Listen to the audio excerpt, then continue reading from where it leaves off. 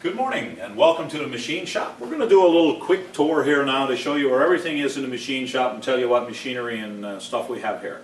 As soon as you come in through the door, on your right hand side there's safety glasses and a sign for safety boots. You'll need to have that on before you come into the shop. We have a lathe as soon as you come in through the door. It's a small Colchester Bantam.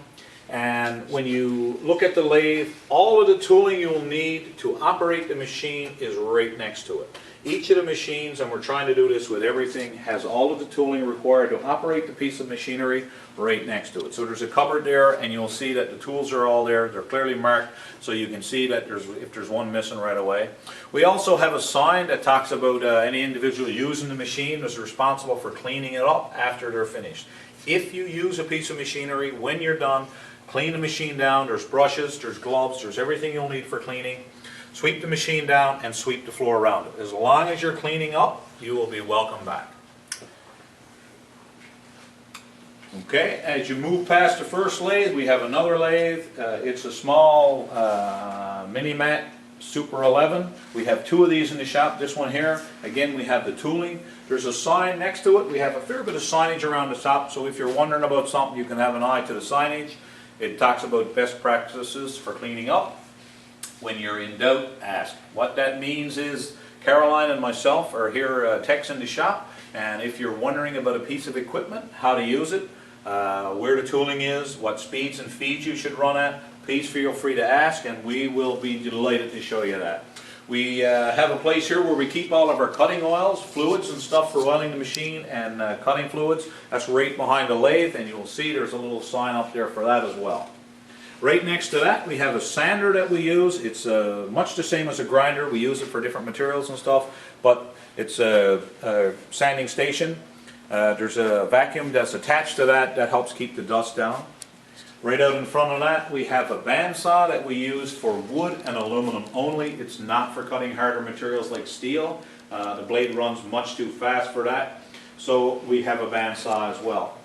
Behind the bandsaw we have another sign for best practices. We have a drill press here.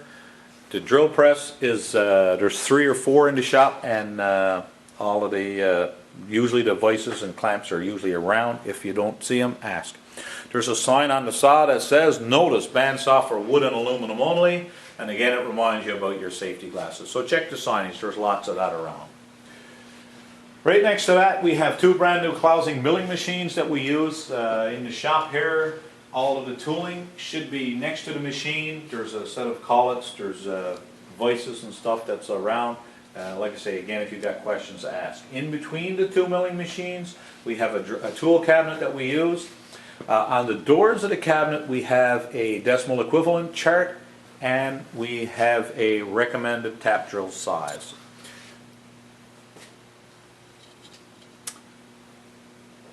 So that's on the doors of the cabinet. Inside the cabinet we have a full set of drills up to 13 mil. We have collets for the collet chucks and dividing heads. There's parallels, there's tapered shank and straight shank drills, some dial indicators, some end mills, and a few center drills and countersinks to the store. So check the cabinet. If there's something you're looking for you don't see, just ask and we'll be delighted to help you. Next to the 2 milling machine we have the tools, 2 toolboxes with our hand tools and stuff in them. If you're looking for something, all you need to do is look at the tag on the front of the drawer, and it will tell you what's inside. So as long as you're putting things back where they're supposed to go, you will always know where to find it. And if you look at the drawers and haul it open and the part is not there, somebody didn't put it back, and we're really working at trying to make that happen so we don't have to waste a lot of time looking for materials when there's a spot for it and it should be there. Right next to that we have a CNC milling center. It's a Haas machine. It's fairly new to the shop, but we're starting to incorporate it into some of the courses, and it's a great learning tool for the students as well.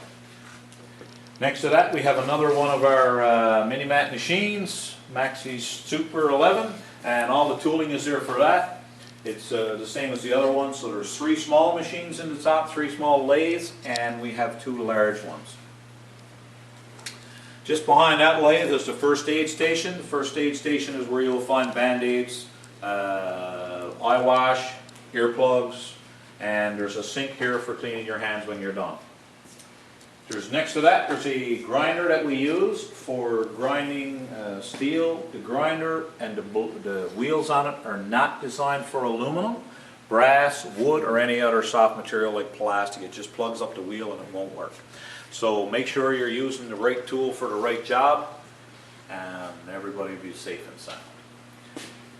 Next to that, we have a cabinet with all of our fasteners and stuff of the sort. If you look, most of the drawers are labeled. You should be able to find what you're looking for there. If you can't, let us know and we'll be glad enough to help you. We also have some cutting fluid in there that we use. It's a water-soluble cutting fluid we use on the machines and in the coal saw. There's oils and lubricants for the machine, and that's in the cabinet there.